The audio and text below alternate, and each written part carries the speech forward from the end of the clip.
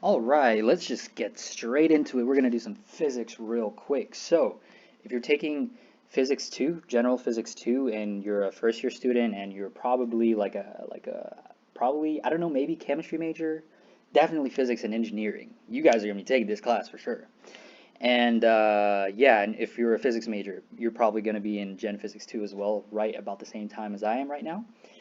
And if you're taking AP Physics C, electricity and magnetism, you're probably gonna see this problem, okay?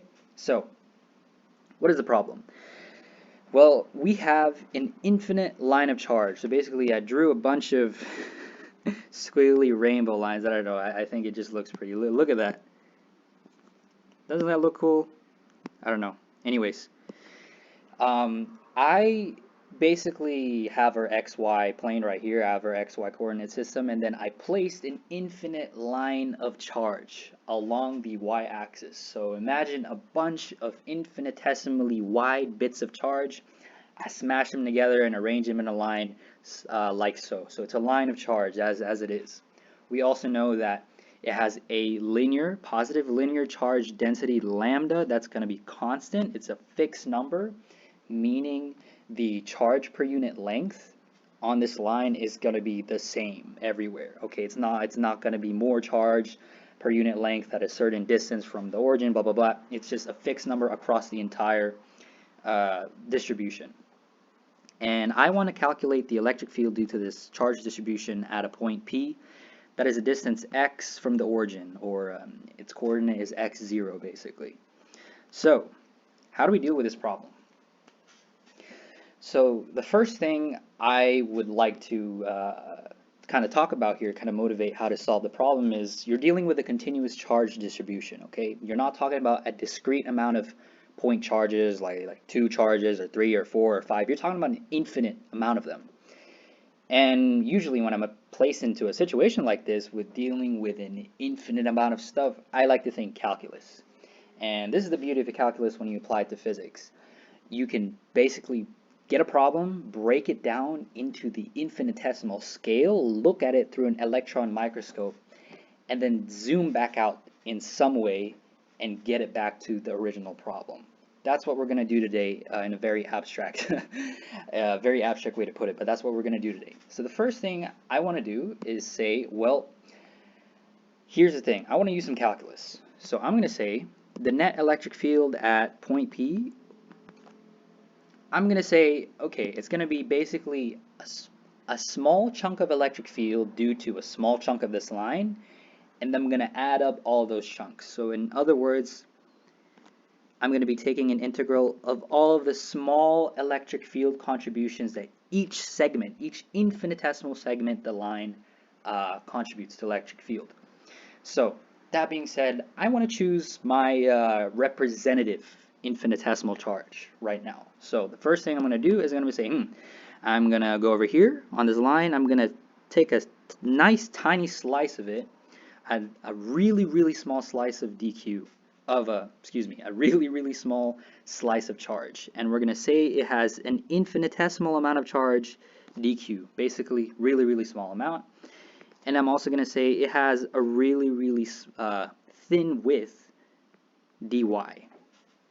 Okay, why dy? Just because it's on the y-axis. It's just, you can call it, I don't know, whatever Greek letter you wish to use, but I'm just going to stick with y for now because it's just because it's on the y-axis. So I want to consider the electric field due to this tiny charge. So the first thing I want to do is, well, which direction is this tiny infinitesimal contribution of electric field going to be due to this small charge? Well, if I just guide myself along this line right here, it's going to be this way. Why? Because I said the line has a positive linear charge density, and that can only be the case if the charge it's carrying, its charge, is positive. By convention, the electric field points away from positive charges, and it ends on the surface of a negative charge. In this case, our charge is negative, our charge is positive, so it's going to be pointing away, radially away from our dq. Okay, cool stuff. I don't like how this line is kind of crooked-ish. There you go, that's a little bit better.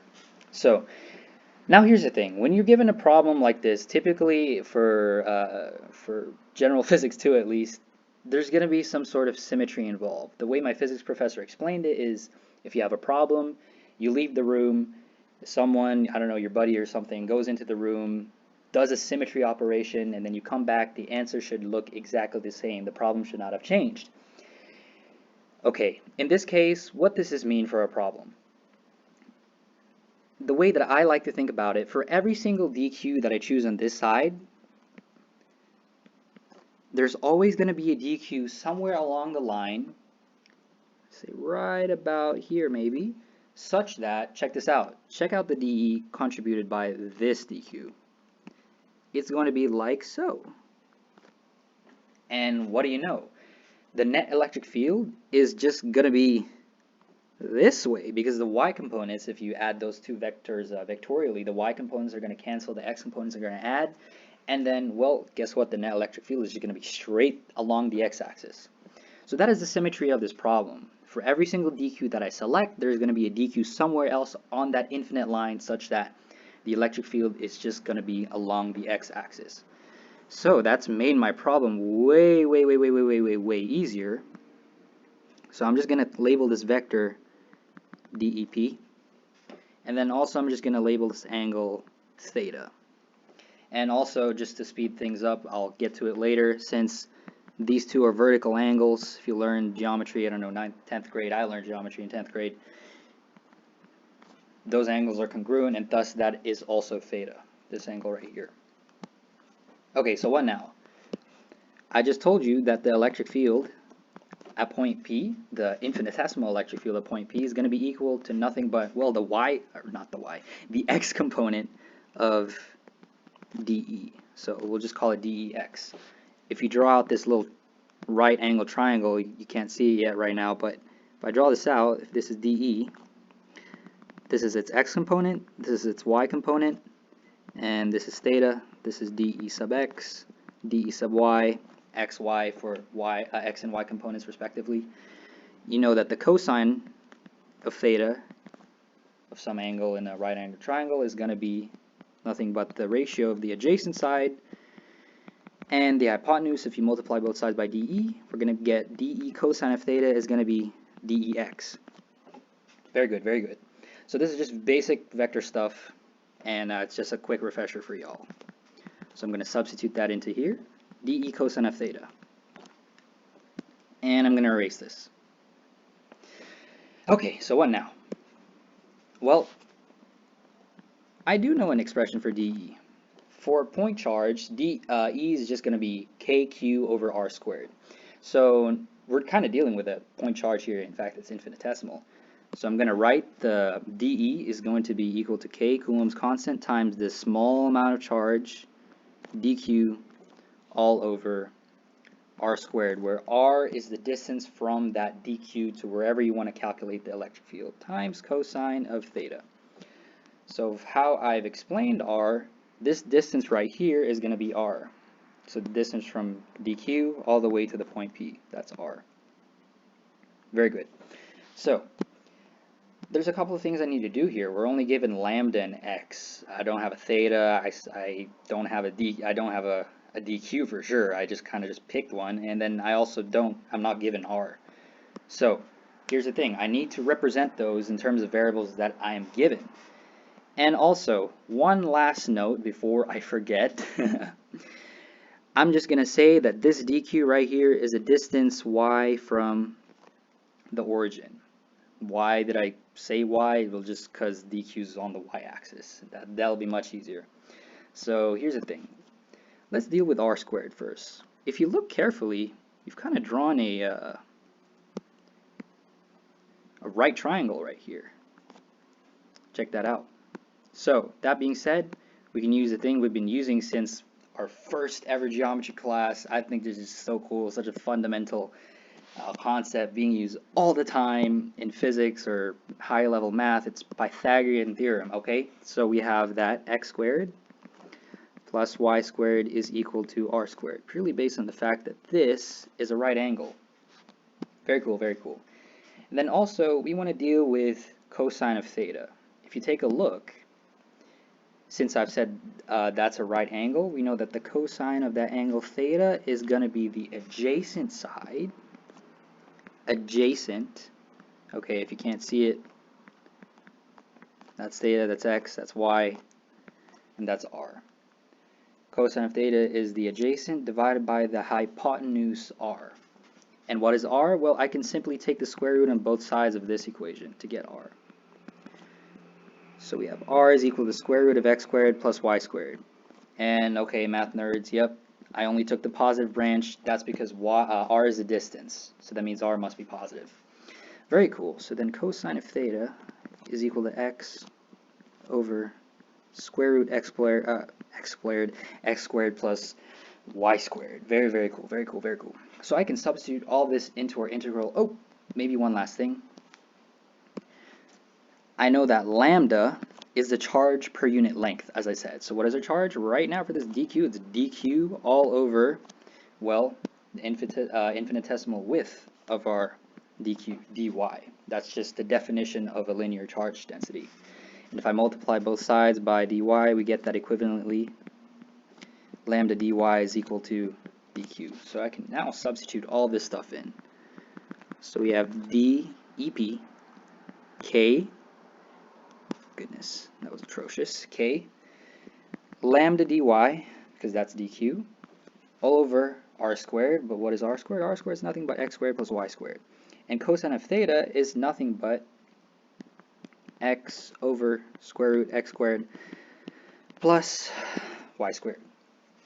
And if we simplify all of this, we're going to get k lambda x dy over, you notice we have x squared plus y squared times, what is square root? Square root's really nothing but x squared plus y squared to the 1/2 power. If you have two things of the same base and you're multiplying them together, you're going to add the exponents. So all we're going to get is 1 plus 1/2. That's nothing but 3/2. So this is x squared plus y squared to the 3/2. Hopefully you remember your Algebra 1 stuff. So now we can plug this into our integral. Check this out. So we have that EP is nothing but an integral. Okay, now we have to designate some limits.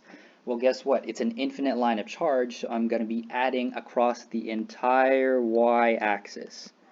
That means my limits of integration are going to be from negative infinity to infinity of k lambda x dy all over x squared plus y squared.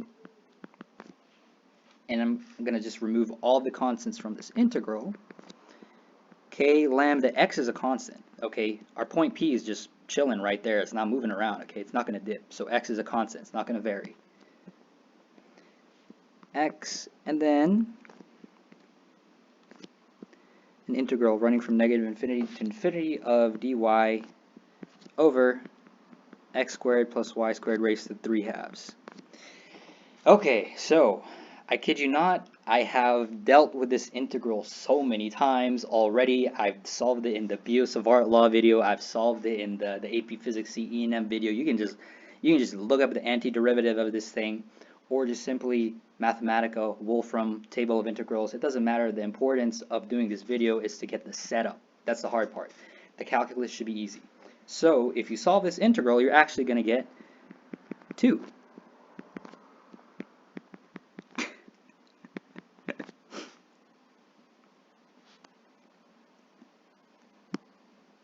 Wait, no, you're not going to get 2. Excuse me about that. I just had a brain fart for a second. But when you solve this integral, you're going to get an expression for your electric field. And this, essentially what you're going to get is this, 2 over x squared. Okay. If you really want to solve this integral, I can give you like a hint. You need to perform a trigonometric substitution.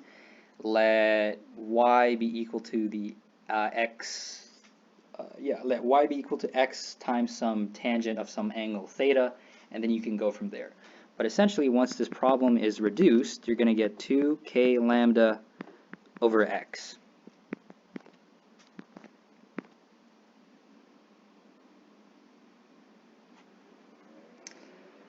Okay, so Does this problem, I mean, does this answer make sense? So that's what you always want to do when you have a physics problem, is you always want to check if the answer makes sense. So in this problem, the way to check is test the limits, basically. So what if x is really, really, really, really, really far away? In other words, let x approach infinity. Well, you'd expect the electric field to go to zero because it's so far away, and since the electric field, at least for a point charge, falls as r increases, it falls by a factor of, if r doubles, it falls by a factor of 4. You'd expect it to go all the way down once r goes really, really, really big. And in this case, it makes sense. As a matter of fact, in the next video, what I'm going to do is I'm going to do this problem using Gauss's law. It's going to take like 5 minutes, and I'm going to show that this answer is correct. But yeah, that is essentially the problem.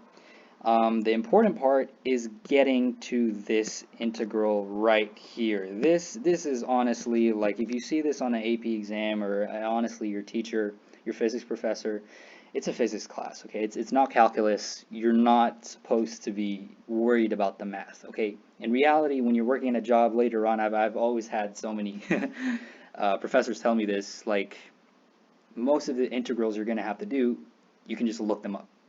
So the important part is getting to the integral and not actually evaluating it. If you're really interested, you can look at it yourself.